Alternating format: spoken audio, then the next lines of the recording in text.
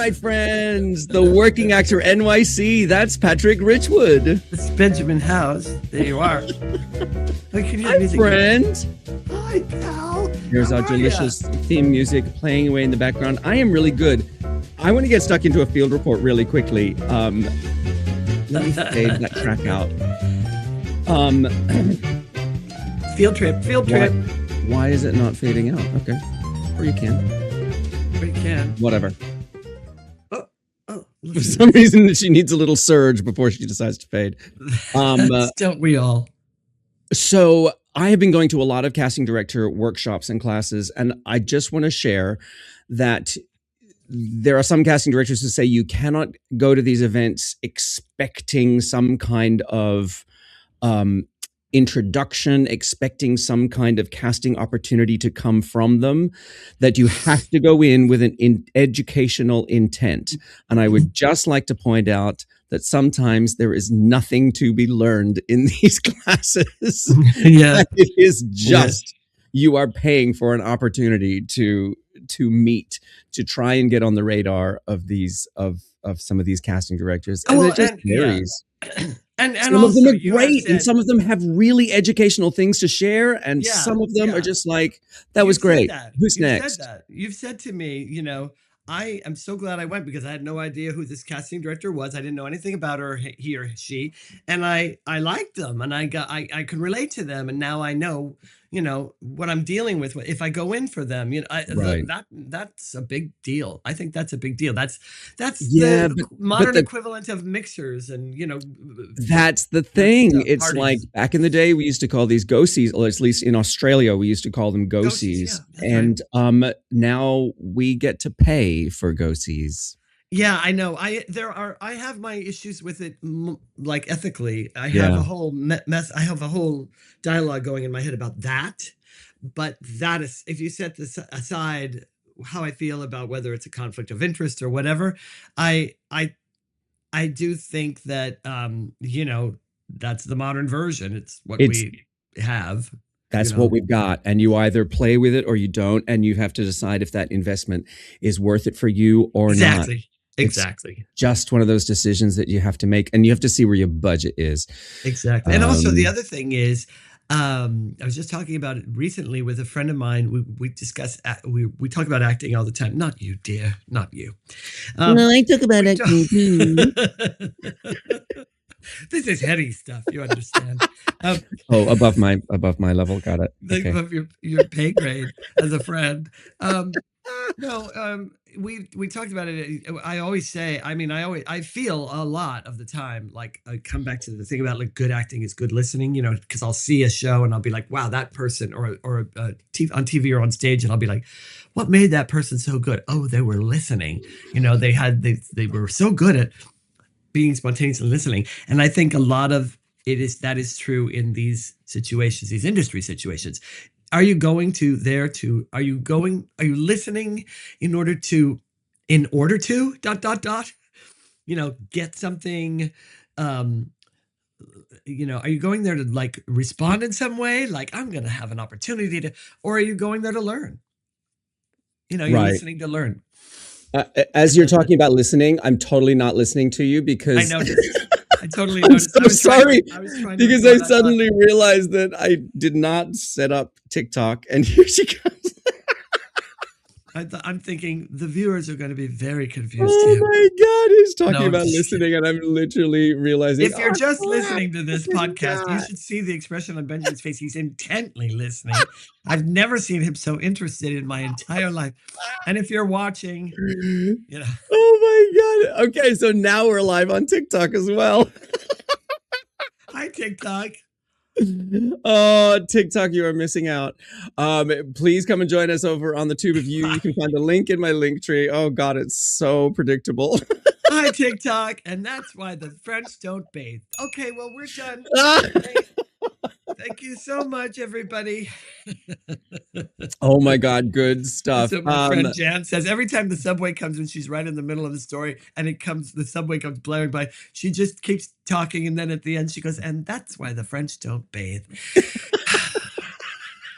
Mine is a lot dirtier than that. Mine, you know, Of course it is. when you're trying to have a quiet conversation with somebody, and then the room goes silent, and suddenly everybody can hear what you're saying. That's the moment at which I say, anyway, after I fucked her. Oh. All right. That's a comedy line on many levels, actually. We have dealt with our we've got a lot of comments. You had one job, Benjamin. Summer over on Dolls of Horror is saying you had one job, Benjamin. One job, exactly. That's right. Thank you. Thanks, Summer. How come I can't see these? I can never see these, and I'm always missing out on all the fun. Hang on. That's because I have to click on them. That means I have to take... there we go. Oh, there we go. Oh, Delta. Thank you. Thank you, Dolls. Thank God somebody's paying attention. Exactly. Now, Patrick, I have a little something for you. Now that we're dealt with our field report, we are ready to dive into our...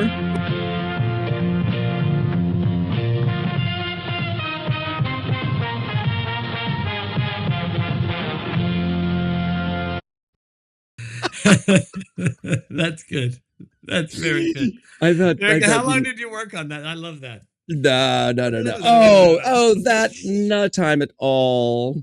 All right, let's welcome to the stage our first special guest, because today we are discussing audition stories. Audition stories, and we're not talking about the good ones. Well, we could be. Perhaps we could. If that's what you feel compelled to share, right? Then please have at it. But what we asked for was the ones that are memorable for the wrong reasons, because we've all got. Let's face it, we've all got them. Every actor has that audition that they still think about at 2 a.m. And today we are seated around the internet campfire in order to share we are gathered here today to heal from the audition trauma, to share in the collective humiliation that we have all put ourselves through at some point or another. And no experience is too humiliating. You can't possibly. Unhinged, hilarious, chaotic. And I thought we'd kick off weird. Or just plain weird. Yeah. Like this story from dear friend Lisa Karlin. So my craziest audition story involved hopping a bread truck, a literal bread truck, to get to Ripley Grier on time. It was one of those, if you're a New Yorker, you know, it was one of those mornings where it was just a torrential downpour, so much that the New York subway system doesn't know what to do with itself, and it just floods. And my train not only didn't go forward, but it went all the way back to almost the end of the line in Astoria, which, if you live in Astoria, you know, is above a highway. So it's like everybody gets off the train. I'm on the street level on a racing highway, torrential downpour, standing there with my umbrella and my full beat on and a backpack, just looking panicked and frantic and unsure of what to do. This is before Uber, and this was a good long ways from any other subway stop. So in my crazed desperation, there was a guy that was making bread deliveries, you know, like an actual bread truck that has the open side doors for easy delivery, I guess. This very nice looking gentleman in a bread truck said, "Do you need a ride, miss?" And I was like, yes I do. And I figured if it got creepy in the bread truck, I could always just tuck and roll out to the front door of the open door. So he drove me the equivalent of probably about 2 subway stops where I could get off and actually get a yellow cab. And I told my agent, I was like, I'm going to be dreadfully late for this. There's just no other way about it. And it was crazy. And then I didn't book it.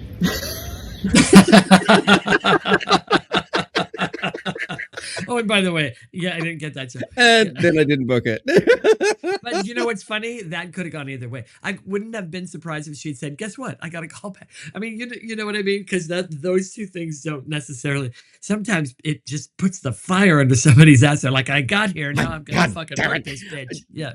I honestly think that's one of the reasons why I had early success, was because I had this mindset of I moved continents in order to do this. So God damn it, I'm gonna make this work. Yeah, there's something to be said for that. That's true. Very true. Highly That's motivated. hilarious. And you know what? That is a total New York fucking story. You will never hear that story. I was in London and I was going from Piccadilly to, I jumped on a bread truck. Nope. A bread truck. Not gonna happen. Not gonna happen. Good. I will just say an audition story that pops into mind is that there was early on in my career, in the early aughts, there was an audition day for a Broadway play. It wasn't 12 Angry Men. It was the Cane Mutiny Court Martial. Is that right? Was there a Cane Mutiny Court Martial on Broadway in the aughts? Yeah. And I don't know when it was on, but it's been revived a couple of times. Yeah. And there was an EPA for it. And Benjamin, is like, "Oh, I'm going to go to the Cane Mutiny Court Martial EPA." And that day there was an MTA strike. There were no buses, there were no subways. And thankfully at that point, I just lived downtown. So I was able to just walk there, no problem. But I was one of 20 people who showed up to this EPA. And Paul Hart was the casting director. And it was my first time meeting Paul Hart. And he ended up spending 20 minutes, half an hour together because there was nobody else to see. Just talking and getting to know each other. And we became, sort of pals after that. And he would call me in a lot. So yeah. God bless the breakdown of the MTA. God bless the breakdown of the MTA. Now, I thought what I would do is intersperse these with little mini ones of my own, because I was looking through this. I made a list, and I've because of my thousands of years in the business. Where'd you go, Benjamin? I'm still here. Oh, I don't see you. Well, I just wanted to maximize you because you were going to take the stage for a moment. Okay. Look out, world. I really found, I was like, I've been through a lot of these. I've got a ton of these in my pocket. Not proud of it, but actually I am proud of it, because each one forges you stronger, don't you think? I mean, in a way, if it doesn't kill you, it makes you stronger. And the one that first came to mind was, I was in LA and I was doing the play Dracula, playing Renfield, and having a massive success at it. It was just a role that I was born to play. And I was really I was killing. And a friend of mine, a dear friend of mine, it's not who you think, by the way, who saw the show, me in the show, had just won a Tony Award. And he said, he called about, I don't know, a month after he'd seen the show, and said, they're doing Dracula, a musical on Broadway, and you've got to go in for it. You've got to go in for it. They have to see you for this. And I was like, well, I don't know. I wasn't living in New York at the time. And he was like, no, who's cast? I'm going to find out who's casting it. And he said, I know who's casting it. The guy that cast my last show, the show I was in before it was the assistant. I'm going to call him. I'm going to set up an appointment. You're going to go in there. I'm going to get you in. And I was like, okay. I mean, I don't know how to, if I have okay. Do you have the money to get to New York? I'll buy you a ticket. I'm like, oh my God. Okay. Cool. So I didn't, I wasn't making any money in Dracula in LA, but I went to New York thinking, and I had reached out to the office and left a message, that casting director's office, saying, I'm coming, so-and-so sent, I faxed my resume and picture, so-and-so paved the way for me. I'm so grateful. Thank you. And I'm coming to the auditions, and I don't have an appointment yet. So, and then I went there. I didn't know. I went there. I went straight to the audition. And the assistant was like, "Well, I don't have you on the list." And I was like, "Well, this is what happened." "Oh, okay. Well, I'll pass this along in the room, and then we'll get you." Okay. Well, about, I don't know, an hour went by, and I'm just sitting there, and the casting director comes out, and he calls in, and he says, makes an announcement to people, and I'm sitting with a bunch of big heavyweights. Okay. Not for my role, for the lead, to play Dracula, Okay. and to play some of the other leads. And I don't see anybody that's my type. I don't see Right. anybody that's up there for Renfield. And I brought music and everything, and he looks at me, and then he just walks in. And about another half an hour goes by, and he comes out again, and he says, and I said, excuse me, Mr. So-and-so, for the life of me, I was trying to remember the name of the casting director, and I cannot remember. I mean, I shouldn't say it anyway, because it would be rude, but I can't remember it. But anyway, I said, he's like, I'm going to have to talk to you later. I'm busy. So he goes back in, we do them. So I wait another half hour. I'm waiting in the benches. It's like one of those Ripley Grier. And Super finally he comes comfortable. out, and I'm like, and he's like, yeah, I'm not seeing you. I don't know your work. I haven't seen. And I'm like, yeah, but you had a thought. And I called the office. He was like, yeah, I don't, that's a shame. I'm not going to see. And I'm like, hold on a second. What you're saying, you're not going to even make time to see me after all of this? And after I called the office and everything, said like, yeah. And he went back in. About 15 minutes later, he came, there was a break, and he came out, and he went into the bathroom, and I followed him into the bathroom, and he's standing there peeing. And I said, I'm sorry. I can't, I got to tell you, I think you're making a big dumb mistake. Why wouldn't you see me when you have the vetting of this person, and you've seen my resume, and you've seen all this? Why on earth wouldn't you take a chance? He's like, I don't know you. I'm, in there with people that are big shots. I don't think. And I said, who gave you your first opportunity? Do you think they knew you? Don't you think they? Fine, I'll see you at the end of the day. I'm like, okay. Oh. So I waited. The whole time I'm waiting there, people are coming and going, I know you. I know your work. I saw you on. I said, are you here for Right. this? Oh, great. I'm like feeling like a million. End of the last person. I'm sitting there. He goes, you can come in now. It was me, him, his assistant, and the piano player. I gave the piano player my music. I started to play. He started to play. I started to sing. And he just started looking through the submissions, the people that they had seen, and talking to his assistant. And the whole time I finished singing, he said, thanks. And I left, and I got on a plane, and I went home. Oh, Patrick, no. At the urinal. That's right. And you know what? I'd do it again. You know why? Because I believed in myself, and I thought, Right. You're being an idiot. Why wouldn't you take a chance? What's the worst that could happen? You say to them, this guy's got the vetting of this person. He's got this. Shall we see him? He's right for the role. I mean, should we take it? Do you want to? Or at the end, at least be like, I'm calling this if I like you, I'll call you back. And then listen to me and watch me, but not that. It was. I mean, there could have been a polite way to get to deal with it. Instead, that casting director chose to be a dick about it. It was super douchey, and I'd already had a lot of New York credits, and I'd already had a lot of film and TV credits, and I was playing Renfield. So anyway, I'm not righteous about it. I feel like an idiot about it. But the point is, I couldn't have won. I did everything. I really did everything I could think of. I tried to be. I didn't listen. I know it sounds like I cornered him in the bathroom. I didn't. I just wasn't interested in being ignored anymore. Like after a plane ride and everything. Right. You moved continents to be there. The least you were going to do was show up, get in the goddamn room and sing the goddamn song. Yeah. So I went all the way out there, and I was like, this is going to work out. And it didn't. All right. Let's bring our next. Like at intermission. Speaking of getting in the room and singing the song, let's hear from our next contributor. Hi, I'm Andy Paluselli, and my craziest audition was when I was 18 years old, and I auditioned for Cedar Point Amusement Park, and I brought in the music for Something's Coming from West Side Story. Dun dun dun dun dun dun dun dun dun dun dun dun dun is the opening, and that's where you have to find the entrance. Could be, who knows? I always had difficulty, and I wasn't studying voice at the time, so I kind of went in blindly.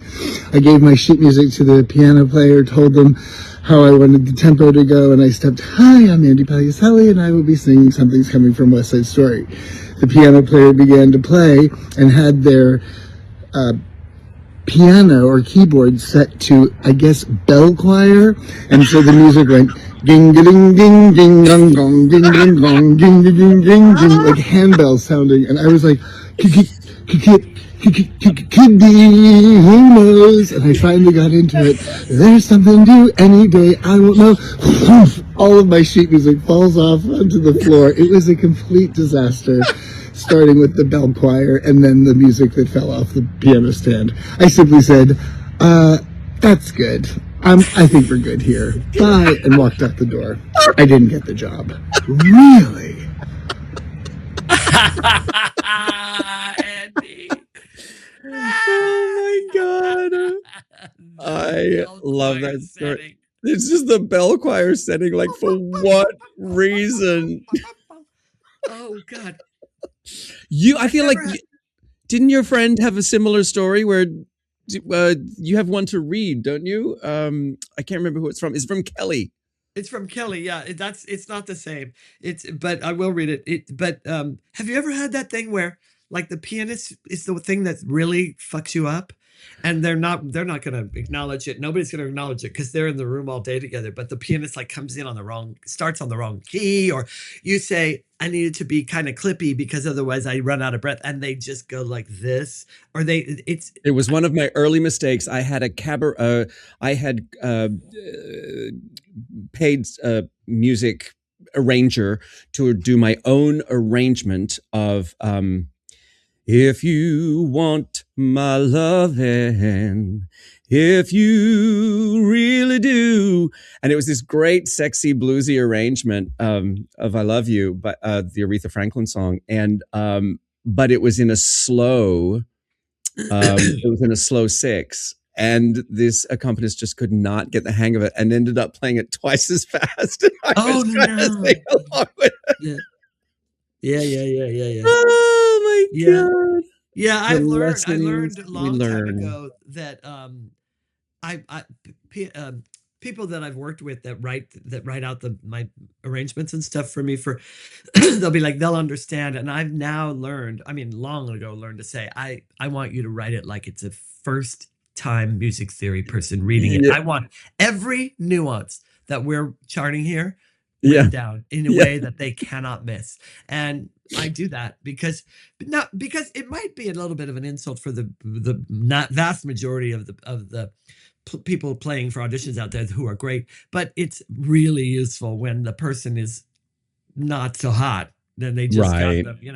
I've had plenty of ones where it's like they're not very good. Like auditioning is a skill, and I feel like being an audition pianist is a skill as well. You can be a fantastic musician, but being able to instantly translate what somebody's saying to you about the sheet music that's right in front of you, and I think it takes a breadth of knowledge of the repertoire as well. I think that yeah, that's true too. Yeah, Kelly, my friend Kelly Walters wrote. This one is about an audition that I was so bad I just walked out of the room right after I said the line. She said, I was in it was a procedural, and she said the line was 2 hot waters, 1 tea bag. And she said, I went into the room. There were 2 lovely, welcoming casting directors. She said, they said, anytime you're ready. She said her line. It was so bad, she just immediately walked out of the room. She didn't say a word. She went, picked up her thing and walked out of the room and left. That was it. No words. She just walked off camera and out the door. She says in the next thing, they did call me in for another audition though. Oh, so she didn't mess it up as bad as she thought she did. Another time, either that or they forgot, and they just liked her type, and they said, "Oh, let's have her in for this," because it was a different thing. But she said, why I love this one is because a lot of times, just as many times as it's the fault of some other thing, just as many times it's our fault. We sabotage ourselves because like I I happen to know her, and I happen to know that sometimes when she thinks she stank up the room, she didn't. She was good. So it's just, and I bet you anything that's a thing that all of us can recognize either in friends or in ourselves, where we just like stop in the middle. I have a director friend of mine who directs films, and he's always like, please don't stop yourself in the middle of and say, oh, I'm sorry, I interrupted. Don't do that. You don't know how it's occurring for us over here. And we might have wrecked a great take, Yeah. So we are so fond of overthinking, and sometimes we just overthink in the middle of a line and sabotage ourselves. I know. Oh yeah. As soon as I'm in my head, forget it. I had an audition once that was for the show Murphy Brown. Remember that show with Candace Bergen? I loved Murphy Brown. Are you kidding me? And she had a different secretary every episode because she was such a hard boss. She had different episodes, every secretary, different every episode. And I went in to be a secretary, and it was to be this Russian guy. And I went in for this notoriously tricky casting director, kind of it's a neurotic mess. And if you got on her good side, you were in. But then she could turn on you like a bipolar casting director, one of those people. Okay. I came in, and she said, and I'd done a lot of TV at this point and small things. And she said, I just want you to know I'm taking a real risk here I'm going to set you up for a callback. I read, she liked it. She's like, and have you come back? But I'm taking a risk here. So I really need you to be on your game. Cause this is, like she totally just fucked me up. And she didn't say any of that. She just, come on back. And she said, do exactly the same thing. Came back. I can say with impunity, I did the exact same thing. I gave her exactly the same reading. And I saw this this kind of pall came over, this wall came down, like over the casting director? With the producers. And I started to get nervous. It was a palpable energy. It was like, like her face and her body and everything changed. Like, what are you doing? And I was giving, really, I swear to God, I'm the 8 shows a week guy, for 3 years. And my hand started to shake. There's nothing worse than you're holding the sides and because you're like, and so I got in my head, and that was it. And I still gave a reliable, I was. You didn't embarrass yourself, and you didn't embarrass her. They could have used that take on. That would have been. They could have used that take in front of an audience. They really could have. By the time I got in my home on my car, my agent was like, "What happened?" She said, "You just completely went 160 degrees in another direction. You completely betrayed her. She specifically." And I was like, "That's not what happened." But it was like, God. And fortunately, my agent, everybody knew this. We were dealing with a potential nut job. Right. But yeah, bad. Horrible. Ooh, just the shaky hand. All right. Shall we hear from another friend? Yes, please. Oh, here we go. This is an audition story from a really, really long time ago. When I was a kid, I was auditioning for professional theater in New York and whatnot. And this was probably 2010, right? So self-tapes were just becoming a thing, right? They're starting to get on the scene. And my agent said, Natalie, we have a self-tape for you. Film this at home and send it in. And me and my parents, we didn't know how to do a self-tape. We didn't know what that meant. So we ended up filming the scene like cinematography style. You know what I mean? Like I was sitting on a couch with my mom and dad. My dad is in the shot, or maybe it's my mom is in the shot, I think. And my dad is filming, like doing close-ups and everything, getting really into it. No backdrop, me and my scene partner were in the shot acting together. And of course my parents were so nervous because they're not actors. They didn't know what they were doing. And so we sent it in, and then my agent got back to me and said, I guess we need to teach you how to do a self-tape. And we were so mortified, but hilarious thinking back on it, especially now that self-tapes are such a thing. No one really teaches you that. You just are expected to know it. except for Benjamin House. So that's my silly audition story. I love it. I love you, Natalie. That's our beautiful friend and incredibly talented human, Natalie Welch. She is an incredibly talented human. She's a remarkable talent. And it's just adorable to think of her. I know. I'm going to beg her parents to find that audition tape so that we can see it, because I'll bet it still exists somewhere. Because that's on one of those tapes that you would never get rid of.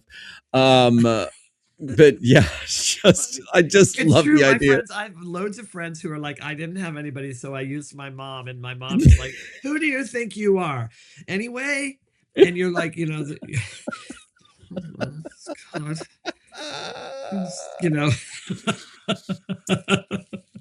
I wish I could remember what my first self-tape was, but I'm sure it took me hours. But I'm so used to them now, I don't even think about it, I don't remember self-tapes before COVID. I don't remember. When she said 2010, I was like, really? I don't remember them. There were, but there were very sort of specific situations. And not for theater, right? Mostly for TV or something. For TV, yeah. I remember doing them for TV. Yeah. There was a time when nobody would even dream of thinking of having somebody self-tape for theater unless it was like a star and they couldn't get to the... Oh, how times have changed. Yeah. Fuck, no kidding. God. True. All right, so I will share with you a quick story. My very, very, very, very first audition in New York City.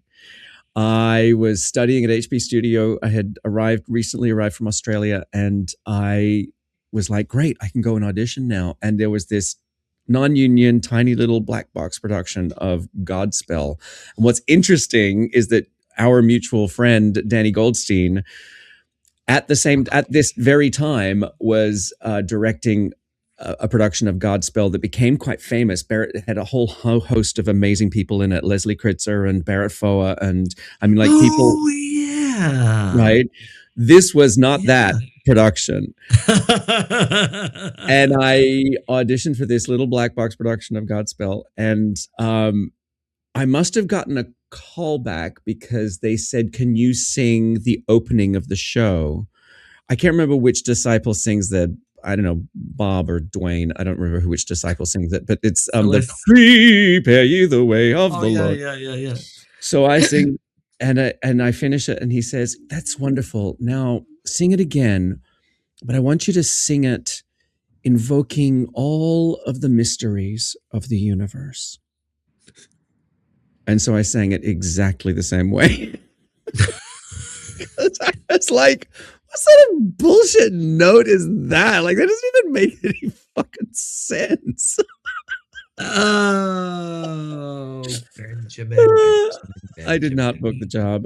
You couldn't just give a little and invoke at least some invoke a little mystery. Okay, not all of the mysteries of the universe. God, just one mystery. You didn't have to take him so literally. You could have invoked a few mysteries of the universe.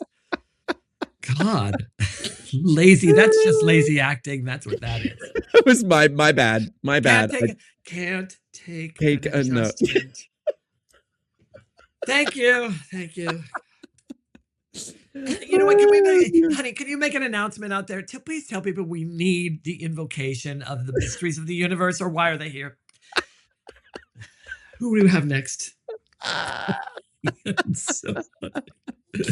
Oh, and then there's the other thing where you go. They've asked you to please prepare these 14 pages and these 4 songs, and you have 4 days to do. And it's a Broadway show, and you do. And inevitably you get there and they go, oh, by the way, we're only doing the first scene and the first song. We are not singing people. And you're like, I have this story. You can set your watch by it. I have this story. I was auditioning for a new production of The Phantom of the Opera was going out on tour. So it was a brand new production, not the Broadway production. And so they brought the British team over, and Mary Sugarman at Tara Rubin's office asked me to prepare the entire manager's scene, which is a 10-minute 7-part harmony of which culminates with prima donna, first lady of the stage.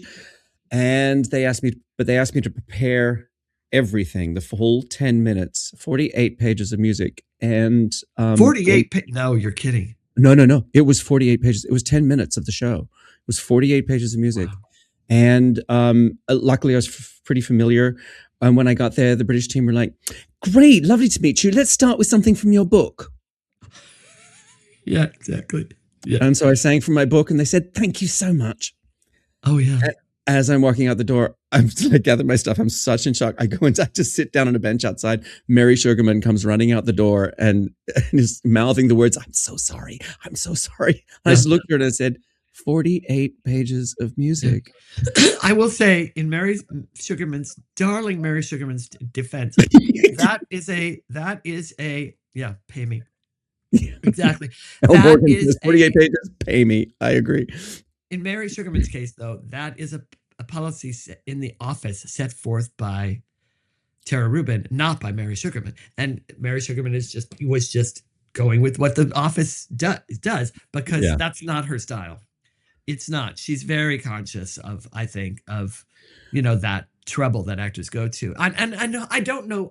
Do not pretend to know why it is the policy of Tara Rubin, but she's famous for it, and she has her reasons, I'm sure. Well, in this case, sure. I know that she emailed my agent afterwards and said, "Oh, we tried to get Benjamin to come back in the room, but he'd already left." And And I was like, "No, I don't actually believe that." But they were saying that this is what the team from England had requested. But I will note that once the team from England left and they were it's 6 months later when they were going through the next round of auditions, they called me back in again. And it was like, please learn these 3 pages of Prima Donna and, we'll go from there. So it was they knew, but it was just like whether or not you have the power to I know. It's actually kind of silly for us at this point in our lives to think every time we get all this material, we're like, okay, here we go. It's kind of ridiculous for me to think they're going to watch it all. There's no previous evidence that that's ever happened. Even with the live version where they go, we're not doing those 4 scenes. We're just doing the one, while you're in the hallway. I had one where I went in, I was so prepared. I had to do an Australian accent. I had to be, I'm sorry, a New Zealand accent. Oh, well, no. What about the emus, right? Is that Australia or is that That's Australia? That's Australia, okay. And I had to do an Australian accent, and I really practiced my Australian accent and everything. And I think I was pretty good for the material I had. I could nail it for the material I had. Yeah. And I had my whole thing, and it was the character, his daughter, and a narrator that you could either play that you're seeing or not seeing because they didn't say which. So I was playing it like, who is this person talking, or what is that voice? I can't remember, but I had a whole funny take on it. It's a 3-person scene, and it's 7 pages or whatever. It was a really funny scene. I go in, I sing, I have them in the palm of my hand. They loved me. They loved my song. They just were like, what's that song? Who are you? How did you arrive here? You're brilliant, right? And then now we're going to sing. And the casting director, speak. And I'm getting my pages for the scene out of my thing on the top of the piano. And the casting director stands up and goes, by the way, we cut the narrator. We're not doing the narrator. Did you get those? And I was like, what? And he's like, we cut the narrator. Are you okay with that? And I was like, and in my mind, I thought, well, I've already got them in the palm of my hand. So yeah, I'm fine with that. I'll wing it. And this is great. They'll get to see me like, well, I didn't wing it. It didn't get wrong because it threw me too much. It just threw me too much. And in hindsight, I could see myself saying, I actually didn't get a heads up about this. So why don't I take this out and relearn it? And, and I don't have a problem doing that. I honestly don't normally. I agree. I'm always telling people, do your thing. It's your moment. It is your moment. And I don't. But because I was like sort of riding on a high, you didn't want to lose the momentum. I didn't think I was going to lose any, oh my God. And I really, really, really take exception with the casting director doing that, but he's a great casting director. I love him. And I don't, who knows what he probably thought he had or whatever, but it was one of those things where it was like, Jesus Christ, you really going to do that? Yeah. Oh, the things we have to ride with. I had an audition to play a trans man on the L Word, and I was so self-conscious. It's the only audition I've ever gone to in character, LOL. Oh, in character as a trans man. Okay. Danielle. Get it, Danielle? That's funny, Danielle. That's really funny. I will Oh say, my God, I never knew that. I went through a phase of, I think my first television job that I booked in America was a drag queen on One Life to Live, the soap opera. And we had to go, this was in person. So I had to get in full drags, get my ass to ABC and do this audition. And I booked it and it was great. And I had 4 episodes on One Life to Live. And it was, you know, a great. As a drag queen, your character was a drag queen? Yeah, I did. You out of drag also? Yeah. I start the arc in as the bar manager, and then I have to go get ready for the show. Big show is coming up soon, and so I have to go get ready. Come back in full shablam, and wow. For the next year after that, my agent sent me for every drag queen, cross-dresser, trans person. I mean, I have never worn so many women's clothes in my life. Well, this kills me because with Danielle here, who is a cisgender woman, presents as a cisgender woman, I'm wondering, like, if she went in character, like, was that casting director forevermore going, now does Danielle play straight men as well? Or, you know, like did they think she was a man? You know, like a trans man? I mean, you know. I have told Elle Morgan, who is commenting this, because one of the auditions that I went was for a character in the movie Precious. Remember it won the Academy Award for yes, Monique won the Academy Award as the horrifying mother, and Gabor Sidibe as Precious. And there was a character in there called Cornrows, who was the secretary at the school that Precious was going to. And I saw that the character's name was Cornrows, and so I wore one of those sort of Rick James wigs, because they were like, oh, we don't know if it's going to be a drag character or a trans character. We're really open-minded about who this is. And so I go to this audition in full drag and like a Rick James braids wig. Oh my God, but that sounds fabulous though. The character is Cornrows. Of course, Sherry Shepherd booked the role. So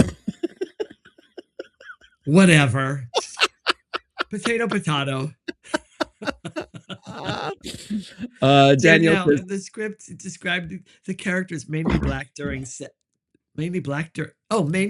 manly back during sex. I was like, holy shit, wait, what? Manly back?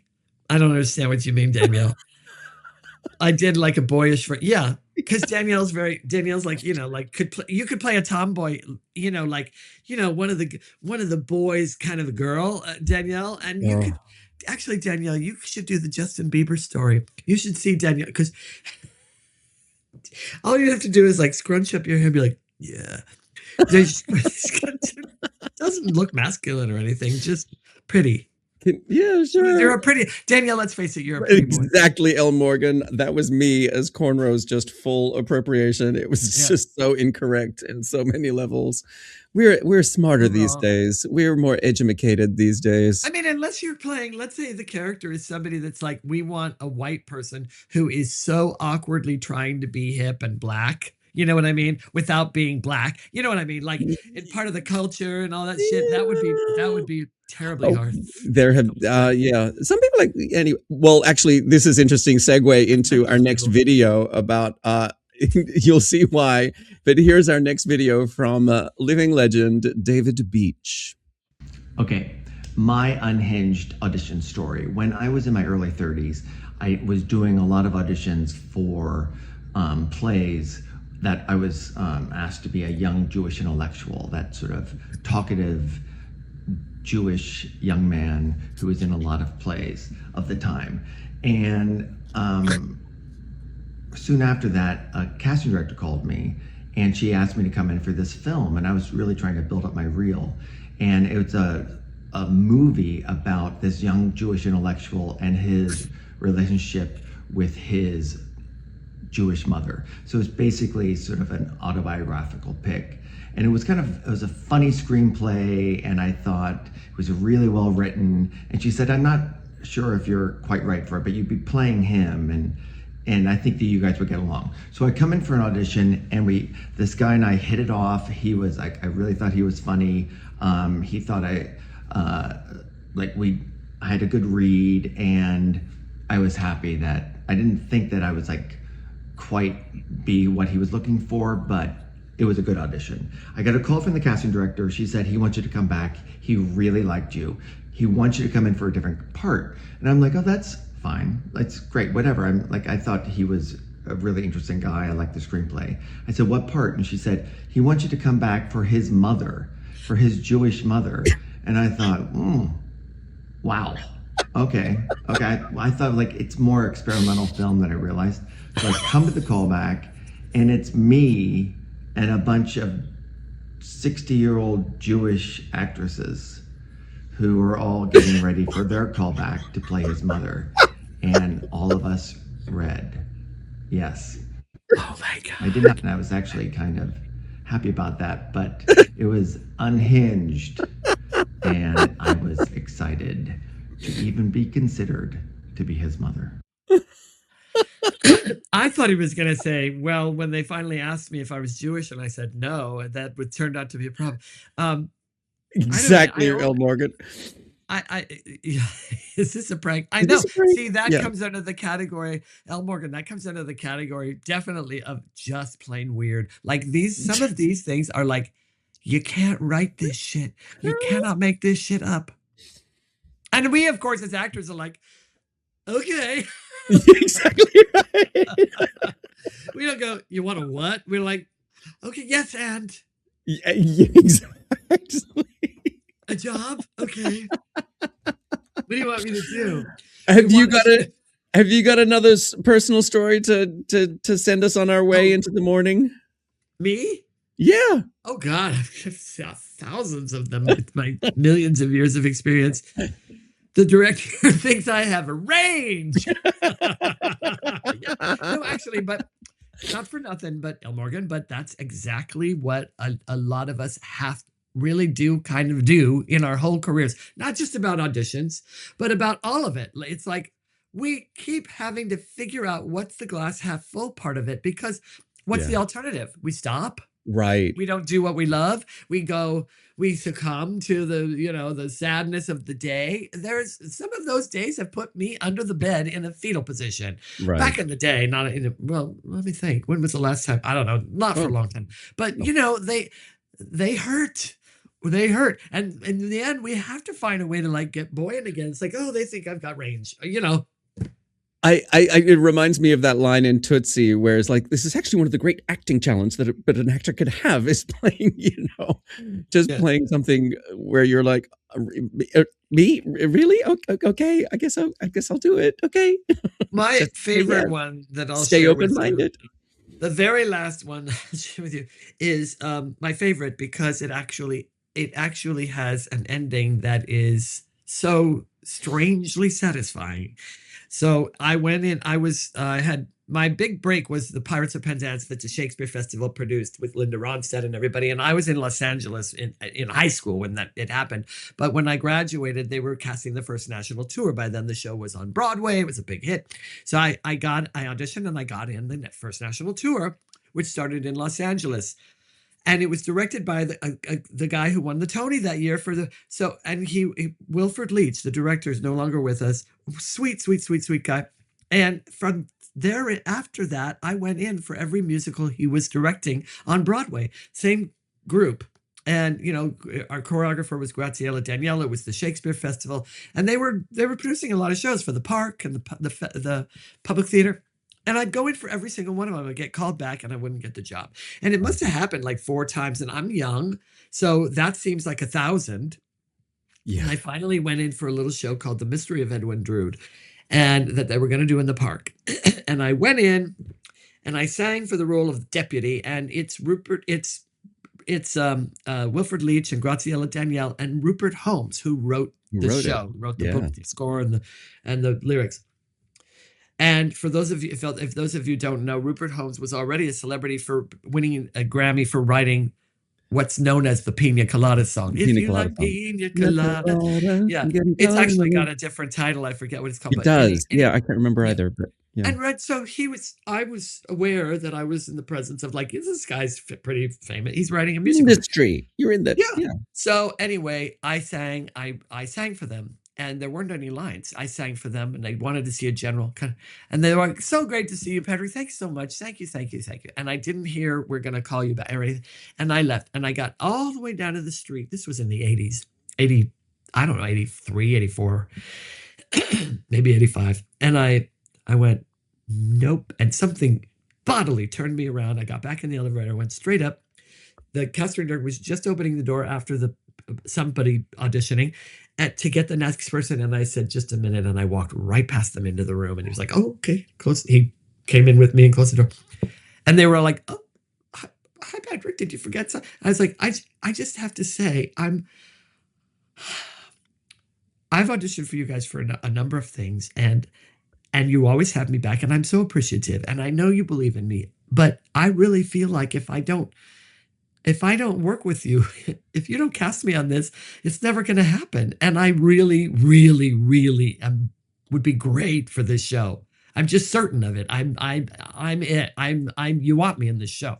And I knew they loved me in the show that I was in. I knew they loved me in the show I was in, and that I had done well for them. And they were like, and Rupert jumps up from the table. He's like, "You know what? Let's just see. Well, I don't have any. We love your resume. Let's. He's doing the scales, and I'm singing, and everything. He's like, "Yeah, you've got a great voice. I just don't. We don't." And Rupert's like, Wilfred's like, "It's not you, Patrick. We will keep. Don't worry. It is not you. It's just not." And I was like, "Oh God, I've now arced this out." And so I ended up I was like, "Well, okay. I felt I had to." We're so glad you did. It's lovely to see you. Don't worry. We're glad. So I made a joke on the way out that made them all howl with laughter. I cannot remember what it was. Thank God. I was like, leave him on you know what I mean? Leave him laughing. And I left. Okay. Never got. A year later, after I'd gone away and done a TV series and then come back, I'm cast in the first regional production ever of The Mystery of Edwin Drood. Uh-huh. And they're going to workshop it. And so Rupert, unbeknownst to me when I got cast in it, as the deputy, Rupert Holmes is going to take the best of London, the Park, and Broadway. He's going to make the published version. So we're actually a workshop production.